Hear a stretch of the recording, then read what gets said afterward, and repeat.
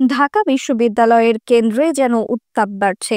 ডাকসু নির্বাচনের দিন যতই কাছে আসে ততই সাদিক কায়েমের ওপর আক্রমণ তীব্র হচ্ছে। ছাত্র শিবিরের সবচেয়ে জনপ্রিয় এই নেতা, যাকে অনেকেই ডাকসুর পরবর্তী ভিপি হিসেবে দেখছেন, তার প্রতিদ্বন্দ্বীরা কৌশলে তাকে বিতর্কিত করতে ব্যস্ত। সম্প্রতি ঢাকা বিশ্ববিদ্যালয়ে সাদিক কায়েমকে পাকিস্তানি বলে স্লোগান দেয় ভাবী ছাত্র ইউনিয়নের সভাপতি মেঘমল্লার বসু, যা নিয়ে তীব্র আলোচনা সমালোচনার ঝড় বয়ে যায়। এই ঘটনার প্রেক্ষিতে জনপ্রিয় অ্যাক্টিভিস্ট পিনাকি ভট্টাচার্য মুখ খুলেছেন। তিনি ফেসবুকে লেখেন, মেঘমল্লার বসু আর সাদিক কায়েম ডাকসুতে ভিপি নির্বাচনে লড়ুক, যেখানে কার আস্তানা সেটা সাধারণ ছাত্র ছাত্রীরাই বুঝিয়ে দিক। আর মেঘমল্লার বসু যেন না বলে খেলবো না। এই কথাগুলো যেন বিষাক্ত উত্তেজনার আগুন আরো জ্বালিয়ে দেয়। অন্যদিকে মেঘমল্লার বসু নিজেও তার ভুল বুঝতে পেরেছেন। ফেসবুকে তিনি লেখেন, সাদিক কায়েম পাকিস্তানি স্লোগানটি রাজনৈতিকভাবে ভুল ছিল। এটা আমার উচিত হয়নি, ইট ওয়াজ বিনিমি। ভবিষ্যতে এ ধরনের স্লোগান দেওয়া থেকে বিরত থাকব। তিনি সতর্ক করে বলেন, কমরেডরাও সচেতন থাকুন, বাকিটা আমি করব।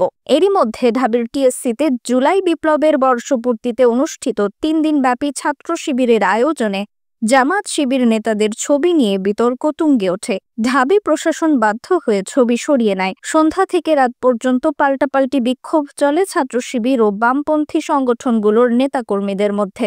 এই পরিস্থিতিতে সাদিক কায়েম বলেন, যারা আমাদের শত্রু মনে করে তারা আগের ধারা ছাত্র রাজনীতি ফিরিয়ে আনতে চায়, যা পুরো ছাত্র সমাজকে হতাশ করছে।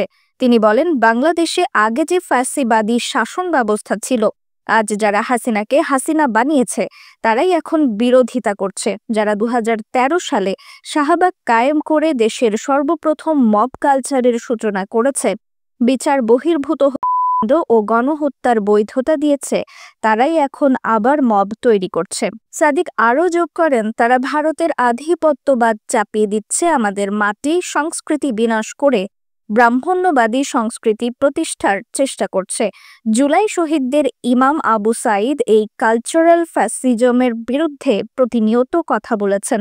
তিনি শেষ করেন, 2013 সালেই স্বৈরাচারী হাসিনার পতন ঘটতে পারত, কিন্তু কিছু সহভাগীরা নানা বয়ান দিয়ে তাকে ক্ষমতায় টিকিয়ে রেখেছে, যার ফলে 2024-এ এসে 2000 শহীদের রক্তের বিনিময়ে তাকে ক্ষমতা থেকে নামাতে হয়েছে।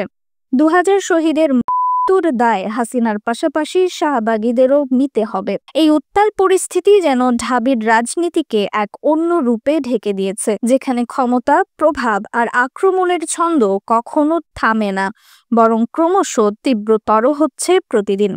রিফাত আরা ইসলাম, দ্য পলিটিক্স টুডে।